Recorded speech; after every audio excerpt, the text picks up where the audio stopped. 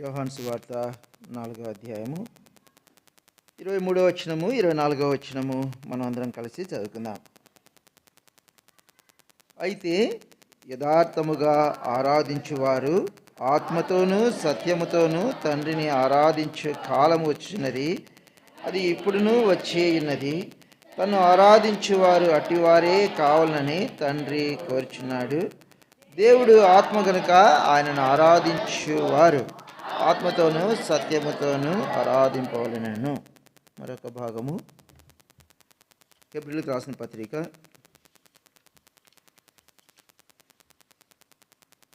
అపోస్తలుడైన పౌలు హెబ్రీయులకు రాసిన పత్రిక 7వ అధ్యాయము 4వ వచనాన్ని మనం అందరము కలిసి చదువుకుందాం. హెబ్రీయులకు రాసిన పత్రిక 7వ అధ్యాయము 4వ వచనాన్ని అందరం కలిసి చదువుకుందాం. ఇతడు ఎంత ఘనుడో చూడుడి, మూల పురుషుడైన అబ్రహాము అతని కలగన్న శ్రేష్టమైన వస్తువులలో 10వ వంతు ఇచ్చెను. చాలు, ప్రభు సహాయం కొరకై చిన్న ప్రార్థన చేసినాడు. మరి వాక్య పరిచయం చేయటకై అంత గొప్పవాణ్ణి కాదు, కానీ మీ ప్రార్థనలు బట్టి మీ మధ్యగా అయితేనేమి, ఆయా స్థలాల్లో అయితేనేమి వాడబడ్డానికి దేవుడు నాకు తన అపారమైన కృపను నాకు ఇస్తూ ఉన్నాడు. నేను ఎక్కడైనా చెప్పినా నేను అదే అంటాను అనమాట. దేవుడు నా ఎడల ఒక ప్రత్యేకమైన కృపను కలిగి ఉన్నాడంటాను అనమాట. ప్రత్యేకమైన కృపను చూపుతూ ఉన్నాడని దావీదు అంటాడు కదా యోనాతాను గురించి, నువ్వు నా ఎడల చూపిన ప్రేమ బహు వింతైనది అంటారనమాట. ఏం ప్రేమ అంటది? వింతైన ప్రేమ. దావీదు అంటాడనమాట. యోనాతాను చనిపోయినప్పుడు యోనాతాను గురించి చెప్తూ, యోనాతానా, నువ్వు నా ఎడల చూపిన ప్రేమ అది బహు వింతైనది ప్రేమ అనమాట.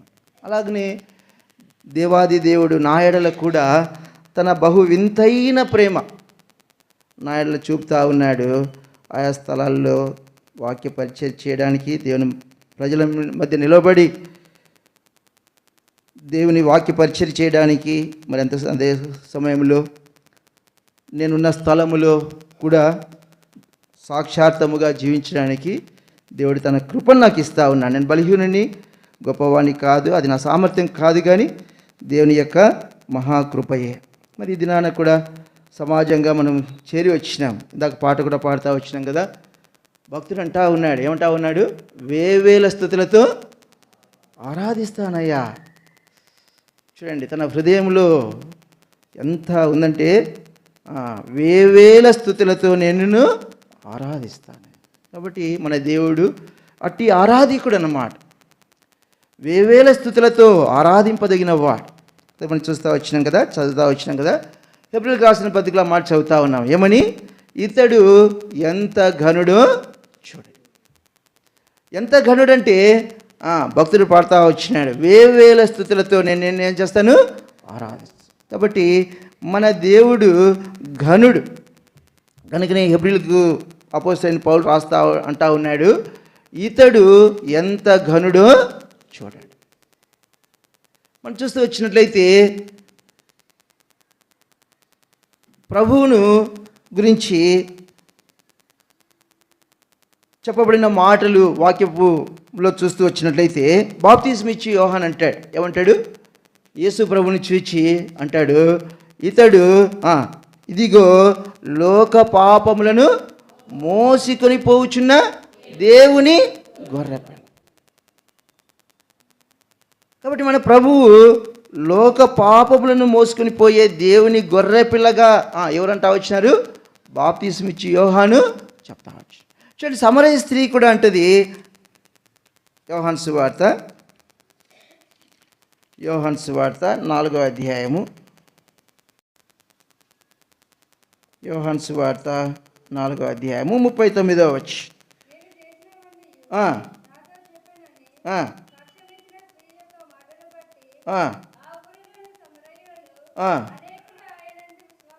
చాలు. ఆమె అంత మాత్రమే కాదు, ఇంకొక మాట కూడా ఉంటుంది. నేను చేసినవనియు నాతో చెప్పిన మనిషిని 29వ వచనం చదవమ్మా. 4వ అధ్యాయము 29వ వచనం. చాలు. సమరయ స్త్రీ ఏమంటా ఉంది? మనుష్యుడు అంటా ఉంది. యేసు ప్రభువుని ఏమంటా ఉంది? మనుష్యుడు. ఈ మనుషుడు ఏం చేస్తూ ఉన్నాడంట? నేను చేసినవన్నీ నాతో. కాబట్టి సమరయ స్త్రీ చెప్పగలుగుతా వచ్చింది, నేను చేసినవన్నీ నాతో చెప్పినవాడు. అంత మాత్రమే కాదు, మత్తయి సువార్తలో మనం చూస్తూ వచ్చినట్లయితే చూడండి, మత్తయి సువార్త 2వ అధ్యాయము, మత్తయి సువార్త 2వ అధ్యాయము 2వ వచనం, యూదుల రాజుగా పుట్టినవాడు ఎక్కడ ఉన్నాడు. మత్తయి రాస్తూ అంటా ఉన్నాడు, యేసు ప్రభు గురించి పరిచయం చేస్తూ, యేసు ప్రభు ఎవరంట? యూదుల రాజు. అక్కడ మనం చూస్తూ వచ్చినట్లయితే వంశావళి కూడా మనం చూస్తూ వచ్చినట్లయితే దావీదు 6వ వచనం నుంచి మొదటి అధ్యాయం 6వ వచనం రాయబడుతుంది, యెషయి రాజైన దావీదును కనెను అని రాయబడుతుంది. అక్కడ నుంచి అందరి పేర్లను చూస్తూ వచ్చినట్లయితే సొలొమోను, రెహబాము, అబియా, వీరందరూ ఎవరు? రాజులు. అనగా రాజుల వంశావళిని చూపిస్తూ అంటా ఉన్నాడు, యూదుల రాజు. యేసు ప్రభు ఎవరిని అంటా వచ్చినాడు? యూదుల రాజు. ఇంకా మనం చూస్తూ వచ్చినట్లయితే చూడండి, లూకాసు వార్త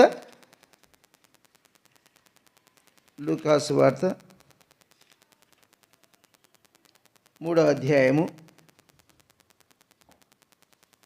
లూకాసు వార్త 3వ అధ్యాయము 38వ వచనం.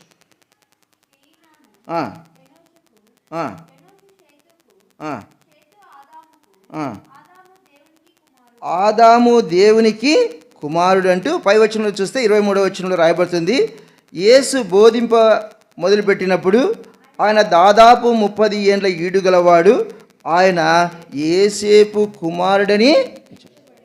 కాబట్టి లూకా ఏమనంటా ఉన్నాడంటే, యేసు ప్రభు గురించి రాస్తూ దేవుని కుమారుడు, దేవుని కుమారుడుగా ఎక్కడి నుంచి? ఆదాము యొక్క వంశం గురించి చెబుతూ, ఆదాము యొక్క జననం గురించి చెబుతూ యేసేపు వరకు తీసుకుని వచ్చి అంటా ఉన్నాడు, ఏమని? యేసు ప్రభు దేవుని కుమారుడు అంటా వచ్చినాడు. ఇంకా మనం చూస్తూ వచ్చినట్లయితే చూడండి, లూకాసు వార్త 19వ అధ్యాయం, లూకాసు వార్త 19వ అధ్యాయము 10వ వచనం, నశించిన దానిని వెదకి రక్షించుటకు మనుష్య కుమారుడు వచ్చినని అతనితో. కాబట్టి యేసు ప్రభు గురించి లూకా రాస్తూ అంటా వచ్చినాడు, ఎవరంట? యేసు ప్రభు మనుష్య కుమారుడు. కాబట్టి పలు భక్తులు అంటా వచ్చినాడు, అయ్యా ఇతడు ఎంత ఘనుడో చూడండి. చూచిన వారు ఏమంటా వచ్చినారంటే, మత్తయి అంటా వచ్చినాడు యేసు ప్రభు గురించి, ఈయన యూదుల రాజు. లూకా చెప్తా వచ్చినాడు మనుష్య కుమారుడు. సమరయ స్త్రీ అంటా వచ్చింది, నేను చేసినవన్నీ నాతో చెప్పినవాడు. బాప్తిసమిచ్చి యోహాను అంటా వచ్చినాడు యేసు ప్రభు గురించి, లోక పాపములను మోసుకొని పోవు దేవుని గొర్రె. యేసు ప్రభువే మాట్లాడుతూ తన శిష్యులతో, అయ్యా నన్ను గురించి మీరేమి అనుకుంటా ఉన్నారు అంటే, వారు ఒక్కొక్కరు అంటా వచ్చినారు, అయ్యా నువ్వు ఏలియా అంటా ఉన్నారు, కొంతమంది ప్రవక్తలు అంటా ఉన్నారు అని వారు శిష్యులు అంటా వచ్చినారు. అప్పుడు మీరు నన్ను గురించి ఏమనుకుంటా ఉన్నారు అంటే, పేతురు అంటాడు, నీవు సజీవుడవైన దేవుని కుమారుడవైన క్రీస్తు. అంటే పేతురు ఏమని ఎరిగినాడంటే, యేసు ప్రభు ఏమంట? సజీవుడైన దేవుని కుమారుడు. కాబట్టి యేసు ప్రభువుని చూచిన వారు, దేవుని చూచిన వారు, వారు ఏమైతే గుర్తెరుగుతా వచ్చినారో వారు ఆ రీతిగా చెప్తూ వచ్చినారు, మాట్లాడుతూ వచ్చినారు. కనుక ప్రభు అంటా వచ్చినాడు, ఏమంటా ఉన్నాడు? యెషయా గ్రంథంలో 45వ అధ్యాయంలో, బూదిగంత నివాసులారా నా వైపు చూడండి, బూదిగంత నివాసులారా నా వైపు చూడండి. కాబట్టి చూచిన వారు అంటా వచ్చినారు, ఏమని? మత్తయి ఏమన్నాడు? ఈయన యూదుల రాజు. లూకా ఏమంటా వచ్చినాడు? మనుష్య కుమారుడు. బాప్తిసమిచ్చి యోహాను అంటా వచ్చినాడు, ఏమన్నాడు? దేవుని గొర్రెపిల్ల. సమరయ స్త్రీ అంటా వచ్చింది, ఈయన ఎలాంటి వాడంటే, నేను చేసినవన్నీ చెప్పినవాడు, నేను చేసినవన్నీ నాతో చెప్పినవాడు. అంత మాత్రమే కాదు, పేతురు అంటా వచ్చినాడు, యేసు ప్రభు గురించి ఏమన్నాడు? నువ్వు సజీవుడగు దేవుని కుమారుడు. కాబట్టి ప్రభువు ఘనుడు. ఆ ఘనుడైనటువంటి ప్రభువుని చూచిన వారు తమ యొక్క సాక్ష్యాన్ని వారు చెప్తా వచ్చినారు. అయితే ప్రభువే అంటా ఉన్నాడు చూడండి. ఇంకా మలాకీ గ్రంథము మొదటి అధ్యాయము, మలాకీ గ్రంథము మొదటి అధ్యాయము 14వ వచనం. చాలు. ఎవరంట? ప్రభు ఎవరంట? ఘనమైన మహారాజు. ప్రభు అంటా ఉన్నాడు, నేను ఘనమైన మహారాజు. ఇంకా యెషయా గ్రంథంలోనే రాయబడుతుంది, మహాగణుడు, మహోన్నతుడు, పరిశుద్ధుడు, ఇంకా నిత్య నివాసి అయిన దేవుడు, ఇంకా పరిశుద్ధ స్థలములలో నివసించువాడు. తిమోతికి రాసిన పత్రికలో రాయబడుతుంది, సమీపింపరాని తేజస్సులో అమరత్వము కలిగిన వాడు, ఇతను మాత్రమే నివసించినవాడు. కాబట్టి మన ప్రభు ఎలాంటి వాడు అంటే మహాగణుడు, ఘనమైన మహారాజు, మహోన్నతమైన పరిశుద్ధ స్థలాల్లో నివసించేవాడు, సమీపింపరాని తేజస్సులో ఆయన మాత్రమే నివసించుచు అమరత్వము కలిగినవాడు. కాబట్టి పౌలు భక్తుడు అంటా ఉన్నాడు, అయ్యా ఇతడు ఎంత ఘనుడో చూడండి. మనము వ్యక్తిగతంగా చెప్పగలమా మన ప్రభు ఎంత ఘనుడో అని? షులమితి అంటది కదా తన ప్రియుని గురించి. వాళ్ళని అడుగుతారు, ఏమ్మా లోకంలో ఎంతోమంది ప్రియులు ఉన్నారు కదా, మాకు కూడా ప్రియులు ఉన్నారు, నీకొక్కదానికే కాదు మాకు కూడా ప్రియులు ఉన్నారు, మా ప్రియుని కన్నా నీ ప్రియుని యొక్క విశేషము ఏంటి? ఆమె ఏమంటది? నా ప్రియుడు ఎలాంటి వాడు? ధవలవర్ణుడు, రత్నవర్ణుడు, అతికాంక్షణీయుడు, 10,000లో గుర్తింపదగినవాడు. నేను అనుకుంటా ఆమె వచ్చి, ఏంటి ఎప్పుడు నా ప్రియుడు మంచివాడు, నా ప్రియుడు మంచివాడు అంటావే, ఏంటి నీ సంగతి? మాకు కూడా ప్రియులు ఉన్నారు. చెప్తారు కదా లోకంలో వాళ్ళు చాలామంది, మాకు కూడా ఎవరున్నారు? దేవతలు ఉన్నారు, దేవుళ్ళు ఉన్నారు. ఏంటి మీ దేవుడేనా?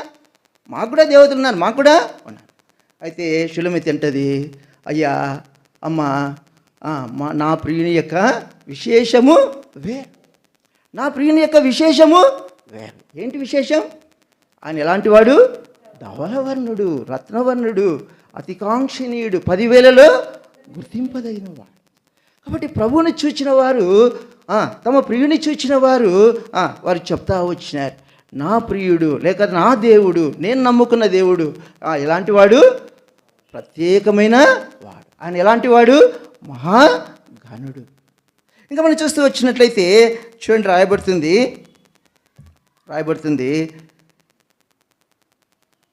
యోహాను సువార్త 19వ అధ్యాయము, యోహాను సువార్త 19వ అధ్యాయము 5వ వచనం.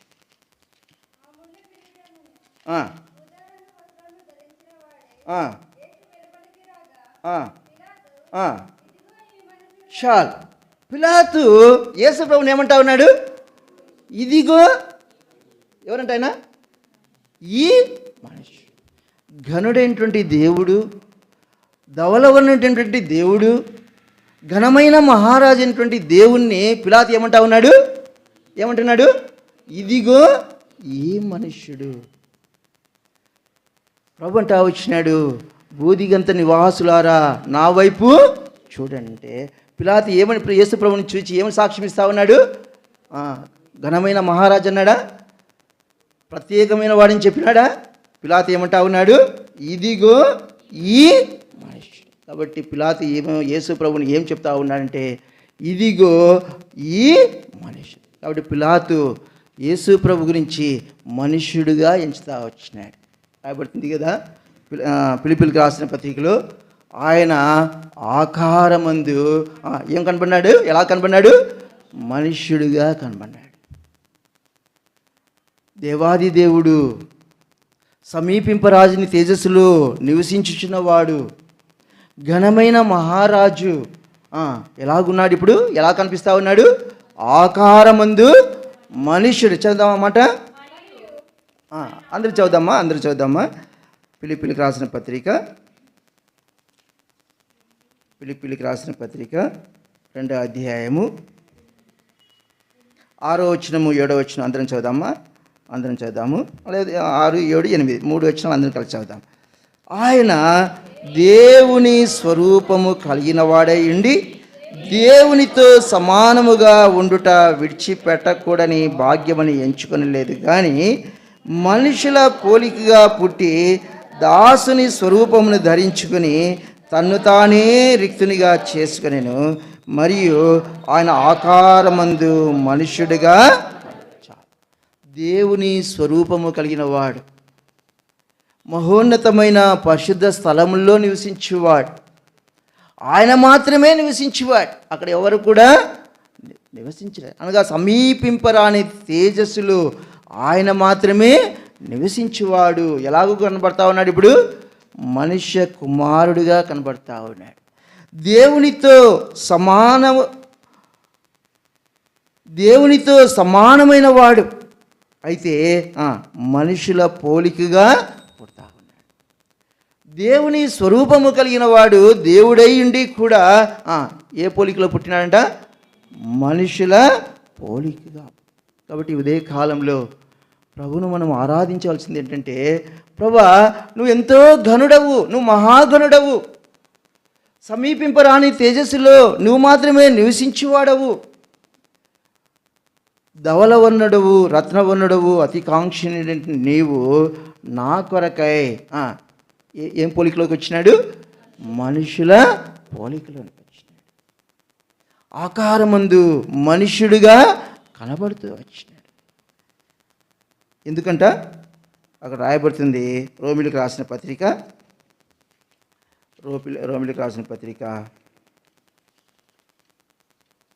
8వ అధ్యాయము 3, 4 వచనాలు అందరం కలిసి చదువుదామా?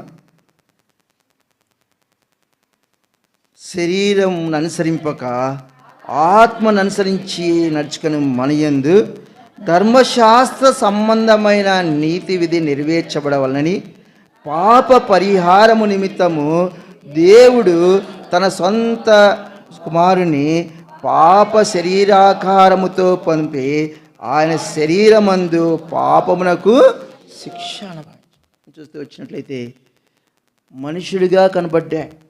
దేవుని స్వరూపము కలిగిన వాడు, దేవునితో సమానముగా ఉన్నవాడు. దేవుడే తన సొంత కుమారుణ్ణి ఎట్లా పంపినాడంట? పాప శరీరాకారముతో పంపినాడు. ఆత్మస్వరూపి అయినటువంటి దేవుడు, మహాకాశములు పట్టజాలని దేవుడు భూమిని తన పాదపీఠముగా, ఆకాశాన్ని తన సింహాసనముగా చేసుకొని రాజ్య పరిపాలన చేయుచున్న దేవుడు ఏ పోలికలోనికి వచ్చినాడు? మనుషుల పోలిక. కాబట్టి ఉదయ కాలంలో ప్రభువును మనం ఆరాధించవలసింది ఏంటంటే, ఘనుడైనటువంటి వాడు, మహాఘనటువంటి దేవుడు నీ కొరకు నా కొరకు మనుష్య ఆకారంలో మనుష్య కుమారుడిగా జన్మించినాడు. ఎందుకంట తన సొంత కుమారుని పాప శరీరాకారముతో పంపి ఆయన శరీరమందు పాపమునకు శిక్ష. కాబట్టి యేసు ప్రభు పాపము చేయలేదు, కానీ మన పాపము నిమిత్తమై యేసు ప్రభు యొక్క శరీరమందు ఏమని చేయబడింది? శిక్ష విధించబడింది. కాబట్టి ఉదయ కాలంలో ప్రభువును మనం ఆరాధించాలి. ఇంకో మాటకి జ్ఞాపకం చేసుకొని ఆరాధనలో ప్రవేశిద్దాం. చూడండి, యెషయా గ్రంథము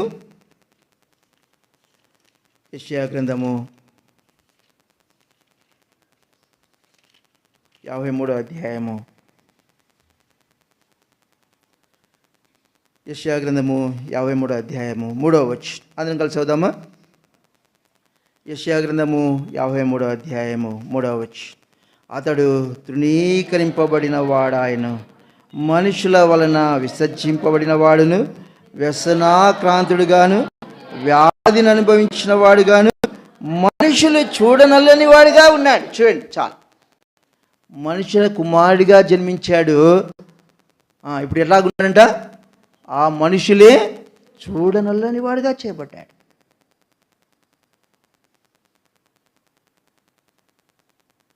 అతని యందు స్వరూపము లేదు. స్వరూపాన్ని కోల్పోయాడు, సొగసుని కోల్పోయాడు. ఎలా కనబడతా ఉన్నాడు ఇప్పుడు? చూడనొల్లని వాడుగా. ఎందుకు? ఆయన శరీరమందు మన పాపమునకు రావాల్సిన శిక్షను భరించినాడు. కాబట్టి ఉదయ కాలంలో ప్రభువును ఆరాధించాలి. ప్రభువా, ఘనమైన మహారాజు, ఘనుడైన మహాగణటువంటి దేవుడవు, మనుషుల పోలికగా పుట్టావు. అంత మాత్రమే కాదు, ఇప్పుడు ఎట్లాగున్నాడంటే ఆయన చూడనొల్లని వాడుగా చేపట్టాడు. కారణం ఏంటి? ఆయన స్వరూపాన్ని, సొగసును కోల్పోయాడు. దీన్ని బట్టి ఏదైనా యాక్సిడెంట్ చేయబడ్డా? కొంతమంది యాక్సిడెంట్ అయిపోతే వాళ్ళ ఫేస్లను మనము చూడలేం. ఎక్కడైనా భయంకరమైన యాక్సిడెంట్స్ చూస్తే ఆ ప్రాంతాన్ని వారి ముఖాలను మనము చూడలేం. యేసు ప్రభు చూడనొల్లని వాడుగా చేపడ్డాడు. అంటే అతను యేసు ప్రభు ఏమైనా యాక్సిడెంట్ అయిందా? రాంగ్ డైరెక్షన్లో పోయినాడా? స్పీడ్గా పోయాడా? కాదు. మన పాపమునకు శిక్షను పొందినాడు. కాబట్టి ఆయన ఏం చేయబడ్డాడు? చూడనొల్లని వాడుగా చేపడ్డాడు. కాబట్టి ఉదయ కాలంలో ప్రభువును మనం ఆరాధించాలి. ప్రభువా, ధవలవర్ణుడవు, రత్నవర్ణుడవు, అతి కాంక్షణటువంటి దేవుడవు, నా పాపపు శిక్షను భరించి ఎలాగైపడ్డాడైనా చూడనొల్లని. లోకంలో మనం వారికి వెళ్ళి చెప్తే వాళ్ళు ఏమంటున్నారు? అపహాస్యం చేస్తూ ఉన్నారు. ఏమంటా ఉన్నారు? 3 మేకల మీద వేలాడిన వాడు, తన్ను తాను రక్షించుకోలేని వాడని ఏం చేస్తూ ఉన్నారు? యేసు ప్రభును హేళన చేస్తూ ఉన్నారు, తృణీకరిస్తూ ఉన్నారు. అయితే మనం హేళన చేస్తున్నామా? హేళన చేయగలుగుతున్నామా? ఏమంటున్నాం? ప్రభువా, నా పాపమునకు రావాల్సిన శిక్ష నువ్వు ఆ శిలువలో భరించినావు. నా దోషమునకు రావాల్సిన శిక్షను నువ్వు ఆ శిలువలో పొందినావు. నువ్వు మహాగణుడవు. ఆయన తను తాను రక్షించుకోలేడా? ఆయన తన్ను తాను రక్షించుకున్నట్టుకు సమర్థుడు. ఈ సంవత్సరం మనకు వాగ్దానం కూడా రాయబడింది. ఏమని? ఆయన ఎలాంటి వాడు? పూర్ణముగా రక్షించుటకు శక్తిమంతుడు. సగం సగం రక్షించేవాడు కాదు. ఎలాంటి వాడు? పూర్ణముగా, సంపూర్ణముగా రక్షించుటకు సమర్థుడైనటువంటి వాడు, శక్తిమంతుడైనటువంటి దేవుడు. షడ్రక్, మేషక్, అబేద్నెగోలు కూడా అంటారు కదా, మా దేవుడు ఎలాంటి వాడు? రక్షించుటకు సమర్థుడు. ఎక్కడి నుంచి? ఈ అగ్నిగుండంలో నుంచి, వేడిమిగల అగ్నిగుండంలో నుంచి రక్షించుటకు సమర్థుడైనటువంటి దేవుడు మా దేవుడు. అలాంటి దేవుడు తన్ను తాను రక్షించుకోలేని స్థితిలో ఉంటా వచ్చినాడు. హేళన చేయబడతా వచ్చినాడు, తృణీకరించబడతా వచ్చినాడు, అపహాస్యం చేయబడతా వచ్చినాడు. పిలాతంటా వచ్చినాడు కదా అపహాస్యముతో. యేసు ప్రభు తల మీద ఏం పెట్టారంట? ముళ్ళ కిరీటం. తన తల మీద ఏముండవలసింది? యేసు ప్రభు తల మీద ఏముండవలసింది? బంగారు కిరీటం. కోటాను కోట్ల వివిధ రకములైన వైడూర్యములతో, వజ్రములతో అలంకరింపబడినటువంటి కిరీటములను ధరించిన ప్రభువు ఎలాగున్నాడు ఇప్పుడు? ఏం ధరించినాడంట? ముండ్ల కిరీటం ధరించినాడు. వారు లోకము ఎరగక, లోకము గ్రహించక ప్రభుని ఏమంటా ఉన్నారు? వాళ్ళు తన్ను తాను రక్షించుకున్నారు. అయితే ఈ ఉదయకాలం సమాజముగా చేరిన నీవు నేను ప్రభునందాం. ప్రభువా, నువ్వు రక్షించుటకు సమర్థుడవు, సంపూర్ణముగా రక్షించుటకు నువ్వు శక్తిగల వాడవు. అయితే నా కొరకై నువ్వేం చేయబడ్డావు? తృణీకరించబడ్డావు. తలకు ముండ్ల కిరీటమును ధరించి అపహాస్యమును చేపడుతూ వచ్చినాడు. కనుక ఈ ఉదయ కాలంలో ఇదంతా దేని కొరకంట? దేని కొరకు? మన కొరకు. మన శిక్షను పొందుటకు ప్రభువు మనుష్యుడిగా కనబడతా వచ్చినాడు, హేళన చేయబడతా వచ్చినాడు, ముండ్ల కిరీటంను ధరిస్తూ వచ్చినాడు, చూడనొల్లని వాడుగా చేపడతా. కాబట్టి ఈ ఉదయ కాలంలో నీ కొరకు, నా కొరకు చూడనొల్లని వాడుగా చేయబడిన యేసు ప్రభువును ఏం చేయాలి? మనము ఆరాధిస్తాం, ఘనపరుస్తాం. ప్రభు అంటాడు కదా, చూడండి, కీర్తన గ్రంథము కీర్తన గ్రంథము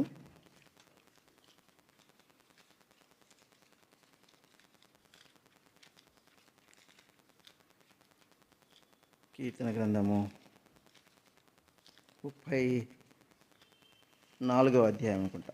కీర్తన గ్రంథము మాట, దానికంటే ముందు ఇంకో మాట చదువుతామా. కీర్తన గ్రంథము 69,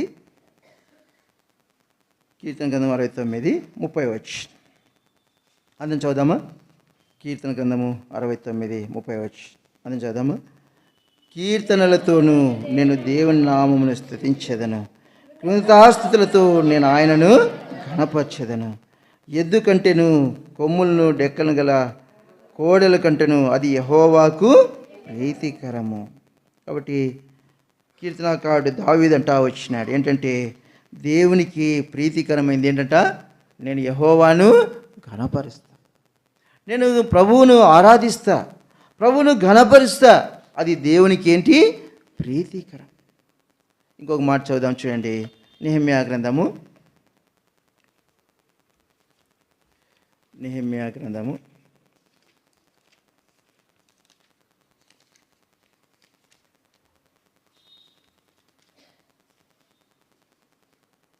9వ అధ్యాయము, నెహెమ్యా గ్రంథము 9వ అధ్యాయము 5వ అందరం చదువుదామా. చివరి భాగం చదువుతాం, మధ్య నుంచి నిలవబడి, అక్కడి నుంచి చదువుదామా. నిలవబడి నిరంతరము మీకు దేవుడైన యెహోవాను స్తుతించుడని చెప్పి ఇలాగూ స్తోత్రము చేసిరి. సకల ఆశీర్వచన స్తోత్రములకు మించిన నీ ఘనమైన నామము స్తుతింపబడు. వాళ్ళంటా ఉన్నారు, ప్రభువా నీ ఘనమైన నామము స్తుతింపబడును కాక. కాబట్టి ఘనుడైనటువంటి దేవుణ్ణి బాప్తిస్మిచ్చు యోహాను అంటా వచ్చినాడు, అయ్యా ఈయన లోక పాపములను మోసుకొని పోవు దేవుని గొర్రె. సమరయ స్త్రీ అంటా వచ్చింది, నేను చేసినవన్నీ నాతో చెప్పినవాడు. మత్తయి అంటా వచ్చినాడు, ఈయన యూదుల రాజు. లూకా అంటా వచ్చినాడు ఏమని, ఈయన మనుష్య కుమారుడు, దేవుని కుమారుడు. పిలాతు అంటా వచ్చినాడు, ఇదిగో ఈయన ఈ మనుష్యుడు. మరి ఉదయకాలం సమాజముగా చేరి వచ్చిన దేవుని ప్రజల మధ్యలో ఈ ఘనుడైనటువంటి దేవుని గురించి నువ్వు ఏమని చెప్పి ప్రభువును ఆరాధిస్తావో అది ప్రభువు ఎదురు చూస్తూ ఉన్నాడు. ప్రభువు తన శిష్యులను అడిగినాడు, అయ్యా మీరు నన్ను గురించి ఏమని అనుకుంటావు. వాడు పేతురు అన్నాడు, ప్రభువా నీవు సజీవుడు అయిన దేవుని కుమారుడు. ఈ ఉదయ కాలంలో బేతేలులో చేరి వచ్చిన ప్రియ సహోదరుడా, ప్రియ సహోదరి, నీవు ఈ ఘనుడైన ప్రభువుని గురించి నువ్వు ఏమని చెప్పి ప్రభువును ఆరాధిస్తావు. షులమితి అంటా వచ్చింది, నా ప్రియుడు ప్రత్యేకమైన వాడు, మీ ప్రియుల కన్నా నా ప్రియుడు ప్రత్యేకమైన వాడు. కాబట్టి ప్రియ సహోదరుడా, ప్రియ సహోదరి, నీ అనుభవములో యేసు ప్రభువుని గురించి నువ్వు ఏమని ఎరిగి ఉన్నావు. మనుష్య కుమారుడిగా పుట్టాడు, చూడనొల్లనివాడుగా చేపట్టాడు. కారణం ఏంటి, పాపను పొంది అంగీకరించబడ్డాడు, హేళన చేయబడ్డాడు, అవమానం పొందినాడు. అంత మాత్రమే కాదు, వ్యసనాక్రాంతుడుగా చేపట్టాడు. తను తానే రిక్తుడిగా చేయబడి ఇష్టుడిగా తన ప్రాణమును ఆ సెలవులో పెట్టిన ఈ ప్రేమామైనటువంటి ప్రభువుని గురించి నువ్వేమని చెప్పగలవు. దావీదైతే యోనాతాను బట్టి వచ్చిన యోనాతాన చూపిన ప్రేమ బహు వింతైన. ప్రభు యొక్క ప్రేమ నీ ఎడల చూపిన ఈ ప్రేమ ఎంతో అమూల్యమైనది. కనుకనే అంటాడు కదా, దేవుని యొక్క ప్రేమను మనం ఏం చేయలేము, కొలవలేము. ఈ దేవుని ప్రేమ యొక్క పొడవు, వెడల్పు, లోతు ఎంతో మనము గ్రహించుకోలేము. ఒకనాడు సమయంలో మీతో చెప్తున్నట్టుగానే ఆ పాస్టర్ అన్నాడంట, పేపర్ పెన్ను తెచ్చుకున్నారా? తెచ్చుకున్నాం. మరి అయితే యేసు ప్రభు గురించి, ప్రభు ప్రేమ గురించి ఎంత రాస్తారో అంత రాయండి అని చెప్పాడంట.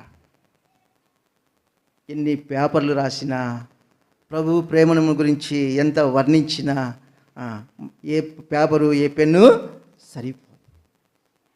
కాబట్టి ఉదయకాలంలో ప్రభు అంటా ఉన్నాడు కదా, యథార్థముగా ఆత్మతోనూ సత్యముతోనూ ఆరాధించేవారు కావాలని తండ్రి కోరుచున్నాడు. కాబట్టి ప్రియ సహోదరుడా, ఇంతకాలం కాదు కానీ ఈ ఉదయకాలంలో ప్రభు యొక్క ప్రేమను జ్ఞాపకం చేసుకొని, ప్రభు యొక్క ప్రేమను నువ్వు ఎంతగా రుచించినావో, ఈ ప్రభు ఎంత ఘనుడో ఎంత గొప్పవాడని నువ్వు వ్యక్తిగతంగా ఎరిగినావో దాన్ని జ్ఞాపకం చేసుకొని సమాజం మధ్యలో నువ్వు ప్రభుని ఆరాధించినట్లయితే ప్రభు దాన్ని బట్టి దాన్ని విని ఆనందించేవాడిగా ఉన్నాడు. ఆ రీతిగా ప్రభు నీకు నాకు మనకు సహాయము చేయను.